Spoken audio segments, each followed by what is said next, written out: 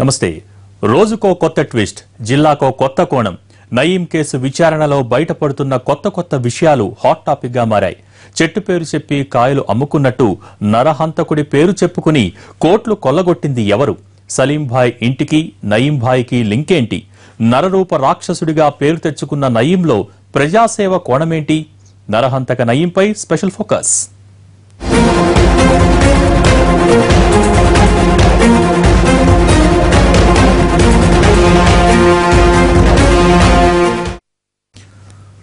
వామ్మో, ఆ నరహంతకుడు మామూలోడు కాదు.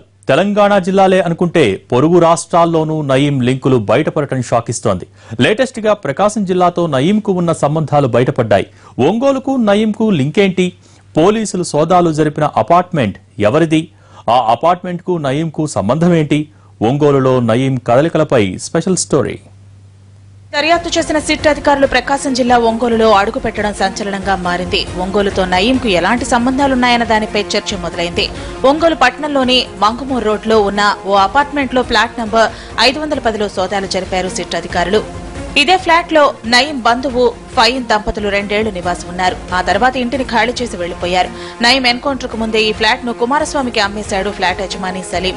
నయీం ఎన్కౌంటర్ తర్వాత అతని బంధువులు, సన్నిహితుల ఇళ్లు, వ్యాపార కార్యకలాపాలపై నిఘా పెట్టిన సిట్ అధికారులు ఫయీం ను విచారించారు. గతంలో తాము ఒంగోలులో 2 ఏళ్లు నివాసం ఉన్నామని విచారణలో ఫయీం చెప్పడంతో సిట్ ప్రకాశం జిల్లాకు చేరుకుంది.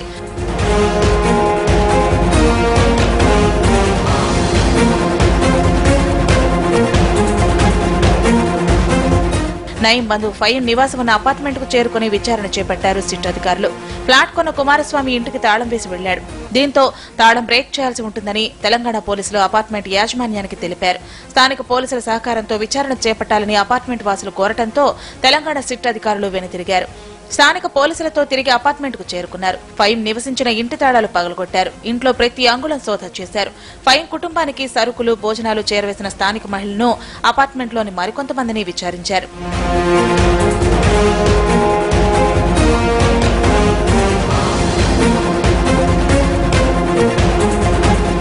ఫయీం ఇంట్లో ఆ ఫ్లాట్ కు చెందిన ఒరిజినల్ డాక్యుమెంట్స్ తో పాటు గుంటూరులోని ఓ స్థలం, ఫోటోస్టాట్ డాక్యుమెంట్, నెల్లూరులోని ఓ ఇంటికి సంబంధించిన కరెంటు బిల్లు దొరికాయి. ఈ ఇంట్లో మరే ఇతర సమాచారం లేకపోవడంతో తెలంగాణ సిట్ అధికారులు అక్కడి నుంచి వెళ్లిపోయారు. నయీం కేసులో దర్యాప్తులో భాగంగా ఒంగోలులో అతని బంధువు నివసించిన ఫయీం ఇంట్లో సోదాలు చేశామన్నారు సిట్ అధికారులు. ఇన్వెస్టిగేషన్ లో భాగంగా ఇక్కడికి వచ్చాం. ఇక్కడ చెక్ చేసాం.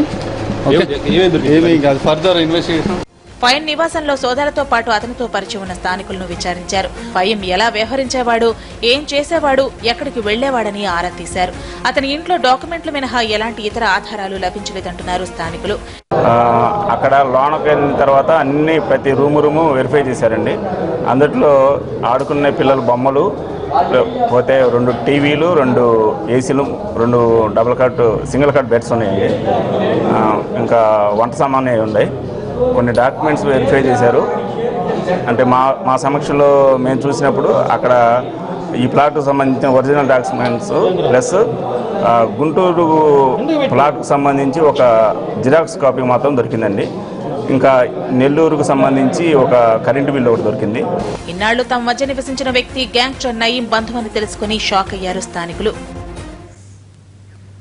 జేమ్స్, బేగం, అనుష్క, కాజల్ వీళ్ళెవరో తెలుసా? నయీంకు వీళ్లకు సంబంధం ఏంటో తెలుసా? ఈ పేర్లన్నీ నయీంవే. ఒక్కో వేషంలో ఒక్కో పేరు, ఒక్కో స్టేట్లో ఒక్కో పేరు. ఇది నయీం స్టైల్. ప్రాంతానికి తగ్గట్టు పేర్లు మార్చుకునే నయీం ఆడవేషంలో ఉన్నప్పుడు మాత్రం హీరోయిన్ల పేరుతో తిరిగేవాడని విచారణలో తేలింది. అసలు భాయ్ పేర్ల వెనుక సీక్రెట్ ఏంటో చూద్దాం. ఇప్పటి వరకు నయీం వేషాల గురించి తెలుసు, కానీ పేర్ల గురించే కొత్త విషయాలు బయటపడుతున్నాయి. నయీం అంటేనే ఎక్కువ మంది గుర్తుపడతారు. ఇక భాయ్ సాబ్ పేరుతో కొందరికే సుపరిచితం. కానీ నయీంకి ఇంకా చాలా పేర్లున్నాయి. తన డెన్లకు, వెపన్లకు కోడ్ లాంగ్వేజ్ లో పేర్లు పెట్టుకున్నట్టు ఏ రాష్ట్రానికి వెళితే ఏ పేరుతో పిలిపించుకోవాలో నయీం ముందే డిసైడ్ చేసి పెట్టుకున్నాడు. ఆ వివరాలన్నీ తన డైరీలో రాసుకున్నాడు. ఈ కోడ్ లాంగ్వేజ్ తన కుటుంబ సభ్యులకు, అనుచరులకు మాత్రమే తెలుసు.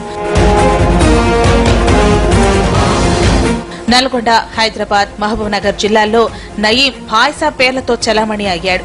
ఇంట్లో వాళ్ళు నయీం అని పిలుచుకుంటారు. అనుచరులతో పాటు బయట వాళ్లంతా భాయ్ సాబ్ అనే పిలుస్తారు. అలాగే పిలవాలని కండిషన్ కూడా. ఇటీవల కాలంలో తన నెట్వర్క్ ను ఇతర రాష్ట్రాలకు విస్తరించడంతో తన పేర్లను కూడా మార్చుకున్నాడు నయీం. ఈ గ్యాంగ్స్టర్ ఎక్కువగా ఛత్తీస్గఢ్, ఒడిషా, గోవా, ముంబై, బీహార్ లాంటి ఏరియాలో తిరిగేవాడు. వీటిలో ఎక్కువగా మావోయిస్టు ప్రభావిత ప్రాంతాలే. మావోయిస్టుల హిట్ లిస్ట్ లో ఉన్న నయీం పేరు అందరికీ తెలుసు. దీంతో తాను నయీం పేరుతో అక్కడికి వచ్చి వెళుతున్నానని తెలిస్తే తనకు ముప్పనుకున్నాడో ఏమో. స్టేట్ మారిందంటే పేరు మార్చుకునేవాడు. ఒక్కో స్టేట్ లో ఒక్కో పేరుతో తిరిగేవాడు. గోవా, ఛత్తీస్గఢ్ లో నయీం తన పేరు జేమ్స్ అని చెప్పుకునేవాడని తెలుస్తోంది. ఈ రెండు ప్రాంతాల్లో క్రిస్టియన్ కమ్యూనిటీ ఎక్కువ కావడంతో వారి పేర్లతోనే చలామణి అయ్యాడు. దందాలన్నీ జేమ్స్ పేరుతోనే సాగించాడు. ఛత్తీస్గఢ్ లో దొరికిన పలు డాక్యుమెంట్లో కూడా నయీం పేరు జేమ్స్ గానే రాసి ఉండటం విచారణలో తేలింది. ఇక ముంబై, బీహార్ లాంటి ప్రాంతాలకు వెళితే హిందువుల పేర్లతో పిలిపించుకునేవాడట. ఇక నయీం ఆడవేషాల్లో కూడా తిరిగాడు. ఇప్పుడు తన పేరు బేగం అని చెప్పుకునేవాడు. ఈ పేరైతే ఈజీగా ఉంటుందని కన్ఫ్యూజ్ అయ్యే ప్రసక్తే ఉండదని నయీం ఆలోచనట. బురఖాల్లో వెళితే బేగం అనే పేరు వాడుకునేవాడు. మామూలుగా చీరలో వెళితే మాత్రం సినిమా హీరోయిన్ల పేరు పెట్టుకునేవాడట. కాజల్, అనుష్క, సమంతల పేర్లతో పిలిపించుకునేవాడని తెలుస్తోంది. ఇలా నయీం వేషభాషలు తిరిగే ప్రాంతానికి తగ్గట్టుగా పేర్లు మారిపోయేవి. తన పేర్లే కాదు, కుటుంబ సభ్యుల పేర్లు మార్చడం నయీంకు అలవాటు. ఇక మీడియాకు వార్తలను లీక్ చేయటం నయీంకు అలవాటు. తన గురించి మీడియాలో ఏవైనా వార్తలు వస్తే వాటిపై సీరియస్ గా చర్చించేవాడట. వార్త ఎక్కడి నుంచి వచ్చింది, ఎలా వచ్చింది, ఎవరు ఇన్ఫర్మేషన్ ఇచ్చారు అని కనుక్కునేవాడు. కొన్ని వార్తలను తనే లీక్ చేయించేవాడు. నయీం ఏదైనా ఫంక్షన్ కు వెళితే భాయ్ వచ్చి వెళ్లాడని ఇన్ఫర్మేషన్ మీడియాకు లీక్ చేయించేవాడట. అది కూడా తాను సేఫ్ ప్లేస్ కి వెళ్లిన తర్వాతే మీడియాకు లీక్ చేయించేవాడు. భువనగిరిలో నయీం ఆడిందే ఆట, పాడిందే పాట. సెటిల్మెంట్లు, బలవంతపు వసూళ్లే కాదు, ఇష్టానుసారంగా నిర్మాణాలు చేపట్టాడు. ప్రజాసేవ పేరుతో పట్టణంలోని అన్ని వార్డుల్లో వాటర్ ప్లాంట్లు నిర్మించాడు. అది కూడా ప్రభుత్వ భూమిలో. వీటికి ఎలాంటి అనుమతులు లేవు. దర్జాగా కట్టేశాడంతే. నరరూప రాక్షసుడు నయీం సేవా కార్యక్రమాల వెనుక మతలబు ఏంటో. అన్ని ఇన్ని కావు. ముఖ్యంగా భువనగిరి పట్టణంలో తన ఇష్టారాజ్యాన్ని సాగించాడు. హత్యలు, బలవంతపు వసూళ్లు, సెటిల్మెంట్లు, భూ కబ్జాలతో బెంబేలెత్తించాడు. నరరూప రాక్షసుడు నయీంలో ప్రజాసేవ కోణం ఆశ్చర్యకరంగా మారింది. డబ్బు కోసం ప్రాణాలు తీసే నయీంలో ఈ ప్రజాసేవ ఏంటో అని ఆశ్చర్యపోతున్నారంతా.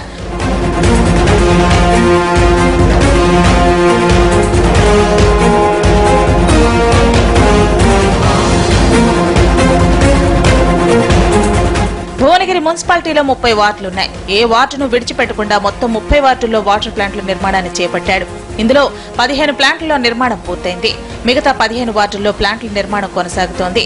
అంతా బాగానే ఉన్నా ఈ నిర్మాణం చేపట్టిన తీరు చూస్తే ఆశ్చర్యపోవాల్సిందే. వీటి నిర్మాణం కోసం ప్రభుత్వం నుంచి ఎలాంటి అనుమతులు తీసుకోలేదు. పైగా ప్రభుత్వ భూములు కబ్జా చేసి నిర్మించారు. చివరకు బస్టాండ్లో ఆర్టీసీ స్థలాన్ని వాటర్ ప్లాంట్ కోసం నయీం అనుచరులు కబ్జా చేశారు. చకచకా నిర్మాణాలు సాగుతున్న ఆర్టీసీ అధికారులు నోరు మెదపలేదు. అనుకున్నదే తడవుగా నిర్మాణాలు జరుగుతుంటే అధికారులు, ప్రజాప్రతినిధులు నోరెళ్లబెట్టి చూడాల్సిన పరిస్థితి.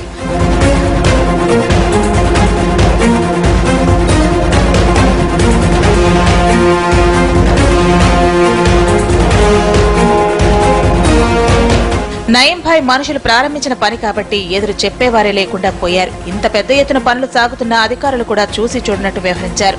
ఒక్క మాటలో చెప్పాలంటే నయీం పాలన కొనసాగింది.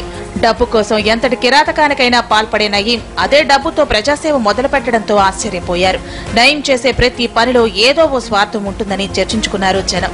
ప్రభుత్వం ఈ ఫిల్టర్లను స్వాధీనం చేసుకొని పోలీసు వాళ్ళు కానీ, రెవెన్యూ కానీ, పట్టణ మున్సిపల్ సంబంధించినట్టు వాళ్ళు తక్షణమే ఈ వాటర్ ప్లాంట్లు అన్నీ కూడా స్వాధీనం చేసుకొని ప్రజలకు ఉపయోగపడే విధంగా తీసుకురావాల్సిందిగా మేము విజ్ఞప్తి చేస్తాం. ప్రభుత్వానికి సంబంధించినటువంటి మున్సిపల్ ల్యాండ్సే అవి కూడా మున్సిపల్ అధికారులు హ్యాండ్ ఓవర్ చేసుకొని ప్రజలకు ఉపయోగకరంగా తీసుకొస్తే ప్రజలకు బాగుంటుంది. అరాచకాలతో నల్గొండ జిల్లా ప్రజల్లో, ముఖ్యంగా భువనగిరి వాసుల్లో నయీంపై విపరీతమైన వ్యతిరేకత పెరిగింది. అయితే రాజకీయాల్లో అడుగు పెట్టాలన్నది నయీం కోరిక.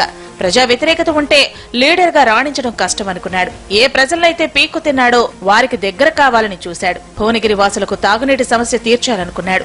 పట్టణవాసుల కోసం వాటర్ ప్లాంట్ల నిర్మాణం చేపట్టాడు. ప్రజల్లో మంచి పేరు తెచ్చుకున్న తర్వాత రాజకీయాల్లోకి రావాలని స్కెచ్ చేశాడు. చనిపోయిన తన బంధువులు, అనుచరులకు గుర్తుగా నిర్మిస్తున్నట్టు కలరింగ్ ఇచ్చాడు.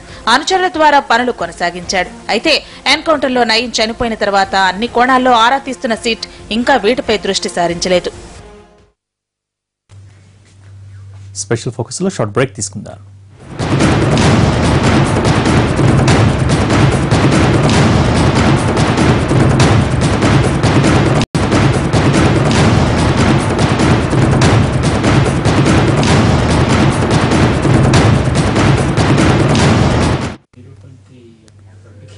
నయీం వాటర్ ప్లాంట్ అయితే నిర్మించాడు కానీ వాటిని ప్రారంభించకుండానే చచ్చాడు.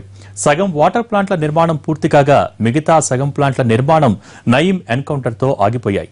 ప్రజాసేవ ముసుగులో ఈ వాటర్ ప్లాంట్ల నిర్మాణం గురించి జనం ఏమనుకుంటున్నారో మా నల్గొండ ప్రతినిధి వివరిస్తారు.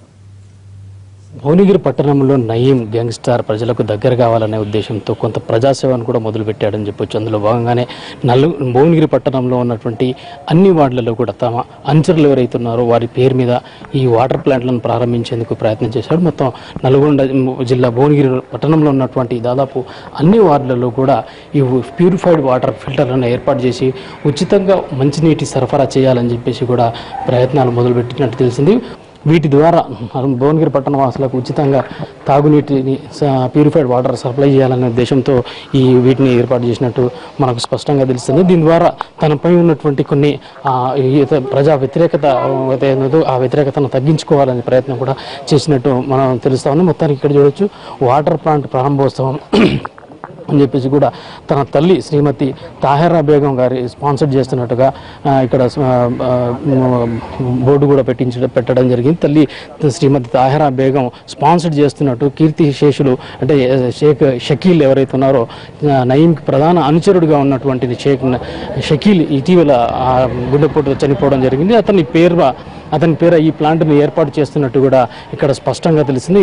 20 వార్డుల్లో అతని జ్ఞాపకార్థం ఈ మంచినీటి ప్లాంట్లను ఏర్పాటు చేస్తున్నట్టు కూడా ఇక్కడ శిలాఫలకాన్ని రూపొందించడం జరిగింది. ఈ బోనిలో అన్ని వార్డులలో ఉన్నాయి, అన్ని వార్డులలో ఉన్నాయి బోనిలో. ఎవరి పేరు ఉన్నాయి, ఎక్కడెక్కడ నిర్మించారు మీకు ఐడియా? మ్యాక్సిమం 15 to 20 వార్డ్స్లో అన్నింటిలో నిర్మించారు ఆల్రెడీ. ఇంకా కొన్ని ఓపెనింగ్ కాలేదు, కొద్ది రోజులు అయితే ఓపెన్ అవుతున్నాయి, ఇంకా కాలేదు, ఓపెనింగ్ కాలేదు. ఎవరి పేరు ఉన్నాయి, ఎవరు నిర్మించారు ఇవి? ఎస్కే షకీల్ పేరు మీద అవుతున్నాయి అన్ని. ఇంకా ఒక 10 days అయితే స్టార్ట్ అయ్యేది యాక్చువల్గా. ఇప్పుడు ఇట్లా జరిగినందుకు ఇంకా స్టార్ట్ కాలని పెండింగ్లో ఉన్నాయి, అన్నీ అయిపోయినాయి. అన్ని మున్సిపల్ ల్యాండ్స్ వితౌట్ పర్మిషన్స్ ఏం లేకుండా నిర్మించారు. అంటే ఏం లేదు, మేము ఉన్నాము అని చెప్పేసి పబ్లిక్ లో పేరు తెచ్చుకోవడానికి సేవ చేసుకుంటూ మళ్ళీ మామూలుగా ఒక వార్డు నుంచి పబ్లిక్ ని గేజరింగ్ చేసుకొని మేమంటే ఏంది అనేది తెలవడానికి అట్లా పెట్టిరనమాట. అంతే, రాజకీయాల్లో కూడా ఎంట్రీ కావడానికి. అందుకే ఒక్కొక్క వార్డులో మా బలగం పెరగాలని చెప్పేసి ఉద్దేశంతో పెట్టుకున్నాం. మంచి పేరు తెచ్చుకోవాలి అంటే కొద్దిగా డబ్బులు పంచుకొని ఇట్లా సేవ చేస్తున్నట్టు మిగతా అట్లా చేద్దామని. ప్రధానంగా భువనగిరి పట్టణంలో ఉన్నటువంటి దాదాపు అన్ని వార్డులలో ఇలాంటి ఏర్పాట్లు చేసినప్పటికీ ఎవరు కూడా పల్లెత్తి మాట్లాడడం కానీ కాంప్లీట్గా ఇచ్చే పరిస్థితి లేకుండా పోయింది. ఇప్పుడు మాత్రం ఇవన్నీ కూడా ఒక్కొక్కటి బయటకు వస్తున్న పరిస్థితి. ఇవన్నీ కూడా ఇల్లీగల్గా ప్రభుత్వ భూముల్లో ఎలాంటి అనుమతులు లేకుండా నిర్మించారని చెప్పేసి ఒక్కొక్కరు ఫిర్యాదులు చేస్తున్న పరిస్థితి ఇక్కడ కనిపిస్తూ ఉంది.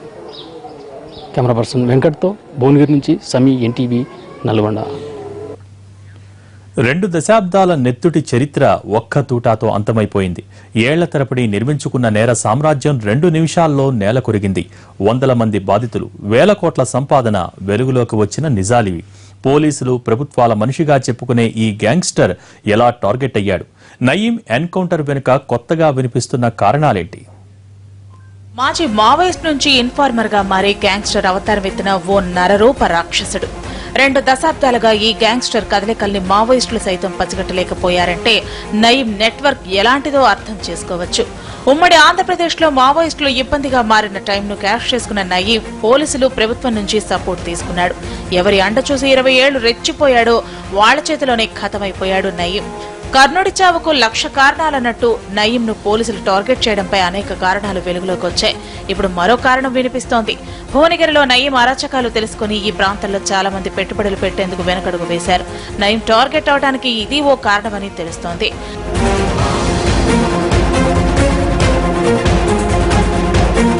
నయీం ఇలాఖా భువనగిరి, తాను పుట్టి పెరిగిన ప్లేస్ కదా అని ఆ ఏరియాపై ఇతగాడికి ఏమాత్రం జాలి దయాలేవు.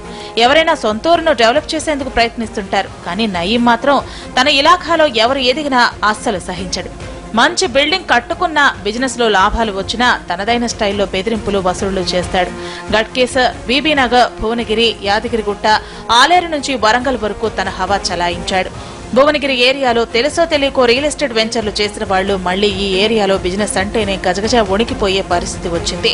యాదాద్రిని తిరుపతి తరహాలో అభివృద్ధి చేయాలని ప్రభుత్వం సంకల్పించినా పెట్టుబడుల విషయంలో వ్యాపారులు నయీంను చూసి భయపడే వాతావరణం ఏర్పడింది.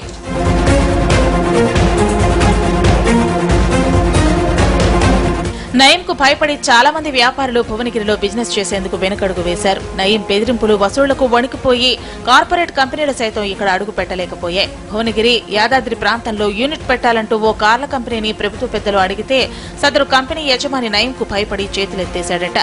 ఇక ఈ ఏరియాలో రియల్ ఎస్టేట్ వ్యాపారులకు నయీం గ్యాంగ్ చుక్కలు చూపించింది.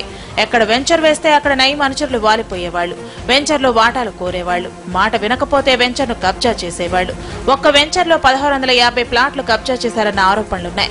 ఈ ఉదాహరణ చాలు నయీం కబ్జాలు ఏ రేంజ్ లో ఉంటాయో చెప్పడానికి. ఇలా నయీం గ్యాంగ్ కు భయపడి రియల్ వ్యాపారులు సైతం ఇక్కడ అడుగు పెట్టాలంటే వణికిపోయేవాళ్లు. యాదాద్రి అభివృద్ధితో భువనగిరి డెవలప్ అవుతుందని స్థానికులు ఆశించినా ఈ ప్రాంతానికి నయీం గ్రహణం పెద్ద ఆటంకంగా మారింది. దీంతో అభివృద్ధి అనే మాటకు భువనగిరి దూరమైపోయింది. ఇలా ఈ ప్రాంత అభివృద్ధికి అడ్డంకిగా మారటం కూడా నయీం టార్గెట్ అవడానికి కారణమన్న చర్చ జరుగుతోంది. మరి ఎన్కౌంటర్లో నయీం అంతం కావడంతో ఇకపై భువనగిరిలో పెట్టుబడులు ఎలా ఉంటాయో చూడాలి. ఇది గ్యాంగ్స్టర్ నయీంపై స్పెషల్ ఫోకస్. నమస్తే.